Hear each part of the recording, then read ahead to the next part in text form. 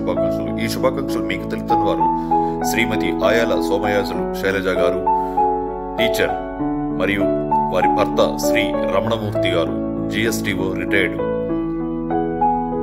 విధి నిర్వహణలో విశిష్టమైన సేవలు అందించినందుకు ఉపాధ్యాయ దినోత్సవం సందర్భంగా గౌరవనీయులు జిల్లా కలెక్టర్ గారు, డిఈఓ గారు చేతుల మీదుగా జిల్లా ఉత్తమ ఉపాధ్యాయ అవార్డు స్వీకరించిన శుభ సందర్భంగా శ్రీమతి ఏ శైలజ గారికి మా హృదయపూర్వక శుభాకాంక్షలు. ఈ శుభాకాంక్షలు మీకు తెలుపుతున్న వారు భర్త రమణమూర్తి, జిఎస్టిఓ రిటైర్డ్.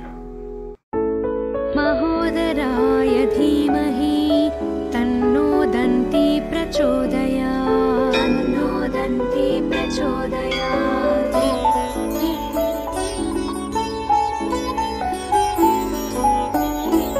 మహోత్కటాయ విద్మహే వక్రతుండాయ ధీమహి తన్నో దంతి ప్రచోదయాత్, తన్నో దంతి ప్రచోదయాత్.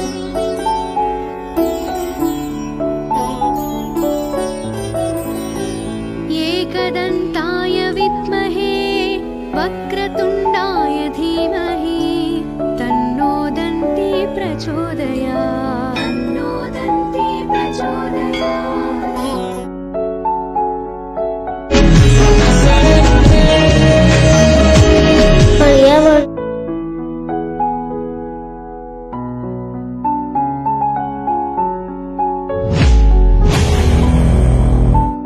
మొదటి పూజ గణపతికే ఎందుకు చేయాలి?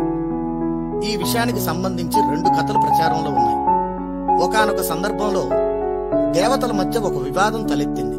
పూజ, యజ్ఞ, యాగాదులలో సర్వప్రథమంగా ఏ దేవతను పూజించాలి అని చర్చించారు. ఎంతకు ఒక నిర్ణయానికి రాలేక పితామహుడైన బ్రహ్మ దగ్గరికి వెళ్లారు. బ్రహ్మదేవుడు, ఎవరు భూప్రదక్షిణం పూర్తి చేసి ముందుగా నా దగ్గరకు వస్తారో వారికి అన్ని కార్యాలలో ప్రథమ పూజ జరుగుతుంది అని నిర్ణయించారు. దేవతలందరూ తమ తమ వాహనాలెక్కి భూప్రదక్షిణకే వెళ్లారు. గణపతి ఆలోచనలో పడ్డాడు. తన వాహనమేమో ఎలుక, శరీరం స్థూలం. ఇలా భూప్రదక్షిణం చేయడానికి వెళ్లడం నేను ఖచ్చితంగా ఓడిపోవడమే. ఏం చెయ్యాలా అని ఆలోచించగా తన మేధాశక్తితో ఒక ఉపాయం ఆలోచించాడు. నేరుగా కైలాస పర్వతం చేరుకున్నాడు. తల్లిదండ్రులైన ఉమామహేశ్వరులకు నమస్కరించి వారిద్దరికీ 7 మార్లు ప్రదక్షిణ చేశాడు. మళ్లీ నమస్కరించి బ్రహ్మలోకం చేరుకున్నాడు. దేవతలందరూ భూప్రదక్షిణం చేసి బ్రహ్మలోకం చేరేటప్పటికి అక్కడ ముందుగానే గణపతి చేరుకుని ఉన్నాడు. అందరికంటే ప్రథమంగా గణేశునికే పూజ జరగాలి, ఎందుకంటే అతడు సమస్త బ్రహ్మాండానికి 7 మార్లు ప్రదక్షిణ చేసి వచ్చాడు అని బ్రహ్మదేవుడు చెప్పాడు. దేవతలు ఇదెలా సంభవం అని ఆశ్చర్యపడ్డారు. అప్పుడు బ్రహ్మదేవుడు, తల్లి పృథ్వీ స్వరూపం, తండ్రి నారాయణ స్వరూపం, నారాయణుని స్వరూపమే సమస్త బ్రహ్మాండాలు. గణేశుడు తన తల్లిదండ్రులకి 7 మార్లు ప్రదక్షిణ చేశాడు అని వివరించాడు. అందరూ గణపతికి నమస్కరించారు. తల్లిదండ్రులపై అంతటి భక్తి కలిగి ఉండటం వల్ల గణపతి దేవశ్రేష్ఠుడు, ప్రథమ పూజ్యుడు అయ్యాడు. ఇంకొక కథానుసారం ఏమిటంటే, గణపతి నారదుని సలహాను అనుసరించి భూమిపై రామనామం రాసి దానికి ప్రదక్షిణ చేశాడు. అలా ఆయన దేవతల్లో ప్రథమ పూజ్యుడయ్యాడు. ఏ కార్యం మొదలుపెట్టినా సాధకునికి విఘ్నభీతి ఉంటుంది. మొదట గణపతిని పూజించడంతో ఆ భయం తీరి తన కార్యం నిర్విఘ్నంగా జరుగుతుందన్న విశ్వాసం కలుగుతుంది. లక్ష్మీ పూజ చేయాలన్నా ముందుగా గణపతి పూజ చేయాల్సిందే. గణపతి సమస్త విద్యలకు, బుద్ధికి అధిపతి.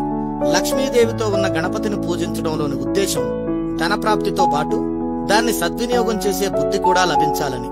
నిజానికి ఊరికే ధనం సంపాదించి ఏం లాభం? సద్వినియోగం చేయగలిగిన ఆలోచన ఉంటేనే అది సార్థకం.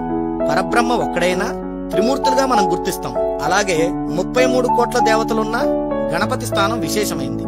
ఏ శాస్త్రీయ కార్యక్రమమైనా, లౌకికమైన పూజాదులైనా సర్వప్రథమంగా పూజలందుకునే గౌరవం గణపతికే దక్కుతుంది. సనాతన ధర్మాన్ని అనుసరించే వారెవరైనా వ్యక్తిగతంగా కాని సమిష్టిగా కాని వినాయక పూజ చేయకుండా ఉండరు.